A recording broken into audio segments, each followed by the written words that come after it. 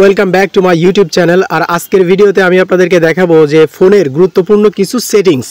তো ফোনের কি গুরুত্বপূর্ণ সেটিংস আজকে আমি তোমাদেরকে দেখাবো, যে সেটিংসগুলো মানে একটা নতুন ফোন কেনার পরে অবশ্যই আপনাদের করার প্রয়োজন হয়। যে সেটিংসগুলো প্রথমত যদি আমি আপনাদেরকে দেখাই, তো এখানে আপনারা একটা নেভিগেশন বার এখানে দেখতে পাচ্ছেন। অবশ্যই এখানে আমার ওই ইয়েটা যাচ্ছে না। তো এই নেভিগেশন বারটা আপনারা কিভাবে চেঞ্জ করতে পারেন। তো নেভিগেশন বারটা চেঞ্জ করার জন্য এখন আমরা সবার আগে সিটিংয়ে চলে যাব। সিটিংয়ে চলে যাওয়ার পরে এখান থেকে আমরা যদি আপনারা যারা সংক্ষেপে শর্টে করতে চান তারা এখানে সার্চ মেনুতে চলে যাবেন। সার্চ মেনুতে যাওয়ার পরে এখানে আপনি লিখবেন এই যে সিস্টেম নেভিগেশন নামে একটা অপশান এখানে দেখতে পাবেন, এই যে সিস্টেম নেভিগেশন। তো সিস্টেম নেভিগেশনের উপরে যদি আপনি সার্চ করেন তো এখানে আপনি আরও একটা অপশান দেখতে পাবেন। তো এর উপরে যদি আপনি ক্লিক করেন তাহলে আপনারা দেখতে পাবেন যে এখানে অনেকগুলো একটা অপশান এখানে চলে আসছে, দুইটা। সো আপনারা ফোনটাকে কিভাবে কন্ট্রোল করতে চান। তো দেখা যাচ্ছে যে যদি আমি এইটা সেট করে দিই তো তোমরা নিচে দেখতে পাচ্ছ যে আমার নেভিগেশন বার যে সেটিংটা এটা চেঞ্জ হয়ে গেছে। আর এরপরে দেখা যাচ্ছে যে যদি আমি এই নেভিগেশন বারটা না রাখতে চাই তাহলে আমি এই যে গেস্ট ট্যুরিসে ক্লিক করার পরে দেখতে পাচ্ছ যে আমার যে নেভিগেশন বারটা ছিল সেটা কিন্তু এখন এই যে চেঞ্জ হয়ে গেছে। তো এখন যদি আমাকে ব্যাক করতে হয় তাহলে আমি ধরো একটা ফাংশনে যদি এখন আমি ঢুকি, ধরো আমি এই ফাংশনের ভিতরে এখন করলাম, তো আমাকে কি করতে হচ্ছে, আমাকে আমার সাইডে টান দিতে হচ্ছে। তো এই সিটিংসটা যদি আপনারা চেঞ্জ করতে চান তাহলে আপনারা সিটিংয়ে গিয়ে নেভিগেশন বারে গিয়ে সিস্টেম নেভিগেশন বারে গিয়ে আপনারা 3 বাটনে যদি ক্লিক করেন, 3 বাটনে ক্লিক করার পরে আমার মতো চাইলে এরকম নেভিগেশন বার সেট করে নিতে পারেন। তো এই ছিল প্রথম সেটিং।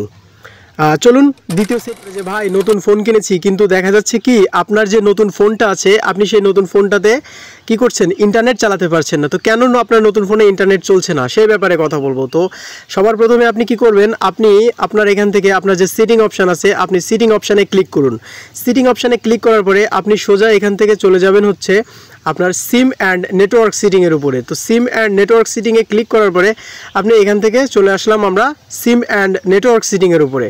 তো আপনি যে সিমটাতে ইন্টারনেট চালাতে চান আপনি সেই সিমটার উপরে ক্লিক করুন। ধরুন আমি বাংলা লিঙ্কের ইন্টারনেট চালাতে চাই, তো আমি কি করব, আমি বাংলা লিঙ্কের উপরে ক্লিক করব। তো বাংলা লিঙ্কের উপরে ক্লিক করার পরে আমরা এখানে নেটওয়ার্ক টাইপ দেখতে পাচ্ছেন, প্রিফার্ড নেটওয়ার্ক টাইপ। তো প্রিফার্ড নেটওয়ার্ক টাইপের উপরে ক্লিক করার পরে এখানে অনেকগুলো অপশান আসবে, 2G 3G এবং 2G এবং 3G, 2G 3G এবং 4G। তো আমাদের কি করা থাকে নতুন ফোনে সাধারণতভাবে অনেক সময় 2G ক্লিক করা থাকে, 3G থাকে, 2G এবং 3G থাকে। তো আমরা কি করব, যেহেতু আমাদের বাংলাদেশের 64 জেলাতে এখন 4G অ্যাভেলেবেল, আমরা 4Gর উপরে ক্লিক করে ওকে করে দিব। এবার আসি মেইন যে কারণে ইন্টারনেট চলে না সেটার উপরে আমরা কি করব, অ্যাক্সেস পয়েন্ট নেমের উপরে ক্লিক করব। তো আমাদের যে কারণে নতুন ফোনে ইন্টারনেট চলে না তার প্রধান কারণ হচ্ছে এখানে আপনার সিলেক্ট করা থাকে বাংলা লিঙ্ক ওয়েব অথবা সিলেক্ট করা থাকে বাংলা লিঙ্ক SMS বা MMS। তো আমরা কি করব, আমরা এই যে বাংলা লিঙ্ক যে ইন্টারনেট, বাংলা লিঙ্ক ইন্টারনেটের উপরে যদি আপনি ক্লিক করে রাখেন এবং এরপরে যদি আপনি এখান থেকে ডাটা দেন, হ্যাঁ এই ডাটাটা যদি আপনি অন করেন তো আমি আশা করি যে আপনার ইন্টারনেটটা চলবে। ঠিক আছে, এরপরে যদি আপনার ইন্টারনেট না চলে তো আপনি কি করবেন, আপনি সিটিংয়ের ভিতরে যাবেন, আপনি আবার সিম অ্যান্ড নেটওয়ার্ক সিটিংয়ের উপরে যাবেন। এরপরে আপনি কি করবেন, আপনি বাংলা লিঙ্কের ভিতরে যাবেন, আপনি অ্যাক্সেস পয়েন্টের ভিতরে গিয়ে এই যে 3 ডট মেনু যেটা আছে 3 ডট মেনুর উপরে ক্লিক করে রিসেট টু ডিফল্টের উপরে ক্লিক করে এটা রিসেট করে দিবেন। তো এটা রিসেট করে দেওয়ার পরে বাংলা লিঙ্ক ওয়েবে এটা অটোমেটিকলি নিয়ে নেবে। তখন আপনি বাংলা লিঙ্ক ইন্টারনেটের উপরে ক্লিক করে মানে এর অ্যাক্সেসটা দিয়ে দেবেন। তো বাংলা লিঙ্ক ইন্টারনেটের উপরে ক্লিক করার পরে আপনি কিন্তু কখনোই ভুল করে যেন BL ওয়েব মানে রিসেট দেওয়ার পরে এই যে রিস্টোর ডিফল্ট আমি আবার দিলাম, রিস্টোর ডিফল্ট দেওয়ার পরে কিন্তু বাংলা লিঙ্ক ওয়েবে থাকবে। তো এটা বাংলা লিঙ্ক ইন্টারনেটে সিলেক্ট করে দিবেন, তখন দেখবেন আমি আশা করি যে তখন আপনি ডাটা কানেক্ট দিলে আপনার যে ইন্টারনেট আছে এটা অটোমেটিকলিভাবে চলতে শুরু করবে যদি আপনার ডাটা কেনা থেকে থাকে। সো এই ছিল দ্বিতীয় সেটিং। চলুন কথা বলি তৃতীয় সেটিং। সাধারণতভাবে আমরা একটা নতুন ফোন কেনার পরে আমাদের যে সেটিংটা মেন ইম্পর্টেন্ট, আমি দেখেন এখান থেকে যদি আমি গ্যালারির উপরে ঢুকি বা দেখা যাচ্ছে যে আমি যদি মেসেজের উপরে ঢুকি তাহলে একটা ঠপ ঠপ একটা শব্দ হচ্ছে। সো এই টিপ টিপ শব্দটা যাতে না হয় এটা আপনি কিভাবে চেঞ্জ করতে পারেন। তো এই টিপ টিপ শব্দটা চেঞ্জ করার জন্য সর্বপ্রথম আপনি চলে যাবেন আপনার মোবাইলের সিটিং অপশানে। সিটিং অপশানে চলে যাওয়ার পরে এখান থেকে আপনি সোজা চলে যাবেন, নিচের দিকে স্ক্রল করবেন। নিচের দিকে স্ক্রল করার পরে আপনি এখান থেকে সিলেক্ট করবেন হচ্ছে সাউন্ড অ্যান্ড ভাইব্রেশন। তো এই যে সাউন্ড অ্যান্ড ভাইব্রেশন যদি আপনি সিলেক্ট করেন তো এরপরে আপনাকে এরকম একটা অপশান দেখাবে। তো এর থেকে আপনি কি করবেন, আপনি এখান থেকে নিচে স্ক্রল ডাউন করবেন। নিচে স্ক্রল ডাউন করার পরে এখান থেকে আপনি সাউন্ড নামে একটা অপশান আছে, আপনি সাউন্ডের উপরে ক্লিক করবেন। সাউন্ডের উপরে ক্লিক করার পরে আপনি এখানে দেখতে পাবেন যে এখান থেকে একটা টাচ সাউন্ডস নামে একটা অপশান আছে। এই টাচ সাউন্ডসটা যদি আমি অফ করে দিই তাহলে আমার ফোনে কিন্তু এখন আর কোনো ধরনের কোনো শব্দ হবে না। সো এই ছিল তৃতীয় সিটিং। চলুন চতুর্থ সিটিং নিয়ে কথা বলবো হচ্ছে চতুর্থ সিটিং নিয়ে। চতুর্থ সিটিং হচ্ছে এটা, সাধারণতভাবে আমরা যখন একটা নতুন ফোন কিনি, নতুন ফোন কেনার পরে যখন আমরা কল আইকনের উপরে গিয়ে কল করি কারো নাম্বারে, ধরুন আমি এখানে কিন্তু সরাসরি একটা নাম্বারে কল হয়ে গেছে, এখানে কিন্তু 2 নম্বর সিমের কোনো অপশান।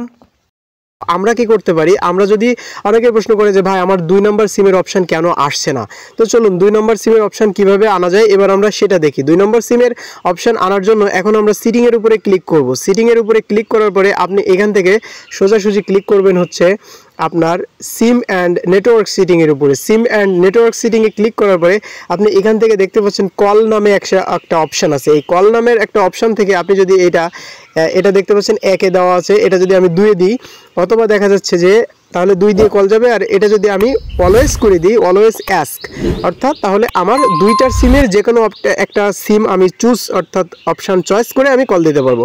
তো আমি এটা এখন অলওয়েজ করে দিলাম। অলওয়েজ করে দেওয়ার পরে যদি আমি কলে যাই, কলে গিয়ে যদি এখন কল করি তো তোমরা দেখতে পাচ্ছ এখানে বাংলা লিঙ্ক এবং গ্রামীণ নামে 2টা অপশান আছে। এখন কিন্তু আমি চাইলে আমার এই 2টার যে কোনো একটা সিম দিয়ে এখন আমি কল করতে পারবো।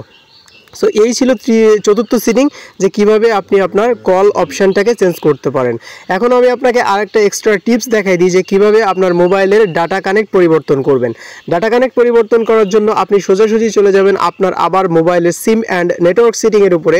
সিম অ্যান্ড নেটওয়ার্ক সিটিংয়ের উপরে ক্লিক করার পরে এখান থেকে আপনি সোজাসুজি মোবাইল ডাটা, এখানে দেখতে পাচ্ছেন সিম অন করা আছে, আমি চাইলে এটা সিম 2-তে মোবাইল ডাটা দিয়ে দিতে পারি। তো এখন আমার মোবাইল ডাটাটা সিম 2-তে চলবে। সো এভাবে চাইলে আপনি মোবাইল ডাটাটার অপশনও চেঞ্জ করতে। কথা বলবো হচ্ছে আরও একটা সিটিং নিয়ে, অর্থাৎ পঞ্চমতম সিটিং নিয়ে। পঞ্চমতম সিটিংয়ে আমি আপনাদেরকে যেটা দেখাবো, আমরা যখন একটা মোবাইল ব্যবহার করি তো আমরা কি বলি যে ভাই আমার মোবাইলটা ফাস্ট কেন চলে না। এই যে আমরা যখন একটা স্লাইড করে যখন একটা অপশান থেকে আরেকটা অপশানে এই যে যাচ্ছি তখন আমাদের মোবাইলটা ফাস্ট চলে না। তো কেন আমাদের মোবাইলটা ফাস্ট চলে না, তো এটার একটা অন্যতম কারণ হচ্ছে যে আপনার মোবাইলে যে রিফ্রেশ রেট, এই রিফ্রেশ রেটটা অনেক ধরনের হয়ে থাকে, 60 হয়ে থাকে, 90 হয়ে থাকে, 120 হয়ে থাকে। তো তার জন্য কি হয়, আপনার ফোনের রিফ্রেশ রেটটা যদি হাই না করা থাকে তাহলে আপনার ফোন কিন্তু ফাস্ট এবং স্মুথলি স্লাইড করবে না। তো আপনার ফোনটা কিভাবে আপনার ফোনের রিফ্রেশ রেট বাড়াতে পারেন এখন সেটা আমি আপনাকে দেখিয়ে দিই। এটার জন্য আপনি সর্বপ্রথম সিটিংয়ের অপশানে ক্লিক করবেন। সিটিংয়ে ক্লিক করার পরে আপনি যদি এখান থেকে নিচে স্ক্রল ডাউন করেন সেখান থেকে আপনি সোজা চলে যাবেন হচ্ছে আপনার ডিসপ্লে অপশানে। তো ডিসপ্লের উপরে যদি আপনি ক্লিক করেন, ডিসপ্লের উপরে ক্লিক করার পরে আপনি নিচে স্ক্রল ডাউন করবেন। নিচে স্ক্রল ডাউন করার পরে আপনি নিচে আসবেন, আরও নিচে আসবেন। এরপরে আপনি দেখতে পাবেন এখানে স্ক্রিন রিফ্রেশ রেট আছে। তো স্ক্রিন রিফ্রেশ রেটের উপরে যদি আপনি ক্লিক করেন তাহলে এখানে আপনারা দেখতে পাচ্ছেন যে অটো সুইচ, আমার এটা অটো করা আছে। এরপরে আরেকটা আছে স্ট্যান্ডার্ড 60 হার্জ রিফ্রেশ রেট, আরেকটা আছে high 120 hertz refresh rate.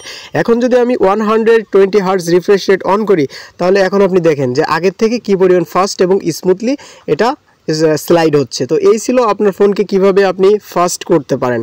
So এই ছিল ভিডিও, যে কিভাবে আজকে আমি অনেকগুলো সিটিংয়ের টিপস অ্যান্ড ট্রিক্স দেখালাম মোবাইলের। তো যদি ভিডিওটি ভালো লাগে ভিডিওটি লাইক করুন, কমেন্ট করুন, আর যদি কোনো প্রবলেম থেকে থাকে আপনারা আমাকে কমেন্টে জানাতে পারেন।